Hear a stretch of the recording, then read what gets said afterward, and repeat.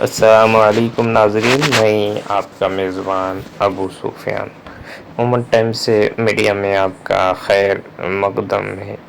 سیاسی انتقام اور جمہوریت کے چیلنجز پہ بات کریں گے۔ ہم آج ایک نظر ڈالیں گے۔ ہندوستان کی سیاست میں ایک نیا اور تشویشناک پہلو ابھر کر سامنے آیا ہے، جس سے سیاسی انتقام کی ناگوار دہوں کے بھبکے اٹھ رہے ہیں۔ گزشتہ کل پارلیمنٹ میں رونما ہونے والے ایک واقعے کے پس منظر میں قائد اپوزیشن راہل گاندھی کے خلاف حکومت نے سنگین دفعات کے تحت FIR درج کرائی۔ یہ اقدام اس وقت کی نشاندہی کرتا ہے کہ سیاسی اختلافات اب صرف مکالمے اور جمہوری طریقوں تک محدود نہیں رہے، بلکہ ان کا رخ انتقامی کارروائیوں کی طرف مڑ چکا ہے۔ یہ FIR ایک احتجاجی مظاہرے کے دوران BJP کے بعض ارکان پارلیمنٹ کے ساتھ تلخ کلامی کے بعد درج کی گئی اور حکومت نے راہل گاندھی پر بدتمیزی، جسمانی تشدد اور نظام کو نقصان پہنچانے کی کوشش جیسے سنگین الزامات عائد کیے۔ ان الزامات کے تحت انہیں 7 سال تک کی قید کی سزا ہو سکتی ہے۔ تاہم اپوزیشن کا موقف ہے کہ یہ FIR محض ایک سیاسی چال ہے، جس کا مقصد راہل گاندھی کو بدنام کرنا اور ان کے سیاسی پیغام کو کمزور کرنا ہے۔ حکومت نے یہ الزام بھی عائد کیا ہے کہ راہل گاندھی نے امبیڈکر کے مجسمے کے قریب BJP کے ارکان سے محض آرائی کی، مگر بعض گواہیاں اور ویڈیوز اس بات کو ثابت کرتے ہیں کہ راہل گاندھی کا رویہ غیر جارحانہ تھا اور وہ کسی جسمانی کشمکش میں ملوث نہیں ہوئے۔ اس کے باوجود حکومت نے ان پر الزامات عائد کیے ہیں، جو سیاسی فائدہ حاصل کرنے اور ان کی ساکھ کو مجروح کرنے کی کوشش ہے۔ حکومت کی اس کارروائیوں کے پیچھے ایک واضح نیت دکھائی دیتی ہے، اور وہ ہے اپوزیشن کی آواز کو دبانا اور اس کے رہنماؤں کو کمزور کرنا۔ یہ FIR اس بات کی بھی رمز ہے کہ حکومت اپنے سیاسی حریفوں کو دبانے کے لیے کسی بھی حد تک جا سکتی ہے، اور اس بار بھی یہی کچھ ہو رہا ہے۔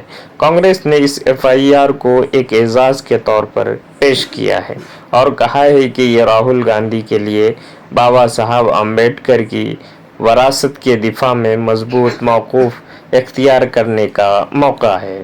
تاہم سوال یہ ہے کہ آیا حکومت واقعی راہل گاندھی کو گرفتار کرے گی اور ان کے خلاف سیاسی انتقام لے گی؟ اگر ایسا ہوتا ہے تو یہ جمہوریت کے لیے سنگین بحران بن سکتا ہے۔ حکومت کے اس اقدام سے یہ ظاہر ہوتا ہے کہ وہ سیاسی مخالفین کو دبانے کے لیے طاقت کا استعمال کر رہی ہے، جو کہ جمہوریت کی بنیادوں کو ہلا سکتا ہے۔ حکومت کو یہ سمجھنا ہوگا کہ سیاسی اختلافات کے باوجود اپوزیشن کو دبانے کی کوششیں جمہوریت کے لیے خطرہ ہے۔ پارلیمنٹ میں احتجاج کرنا اپوزیشن کا حق ہے اور حکومت کو اس حق کو تسلیم کرنا چاہیے۔ اس واقعے سے متعلق CCTV فوٹوج موجود ہے، مگر حکومت اسے عوام کے سامنے نہیں لاتی۔ اگر یہ فوٹوج سامنے آتی ہے تو سچائی سامنے آ سکتی ہے، اور اگر حکومت نے اسے چھپایا تو یہ اس بات کا ثبوت ہوگا کہ اس کے الزامات بے بنیاد ہیں۔ یہ تمام صورتحال ایک اہم سوال اٹھاتی ہے کہ کیا حکومت واقعی اپنی طاقت کا غلط استعمال کر کے جمہوریت کو کمزور کرے گی؟ راہل گاندھی اور کانگریس پارٹی کے خلاف درج کی گئی FIR نہ صرف ایک سیاسی انتقام کا حصہ ہے، بلکہ یہ جمہوریت کی بنیادوں کو ہلانے کی ایک کوشش بھی ہے۔ حکومت کو یہ سمجھنا ہوگا کہ سیاسی اختلافات کو دبانا یا مخالفین کو ہراساں کرنا کسی بھی جمہوری معاشرے کے مفاد میں نہیں آتا۔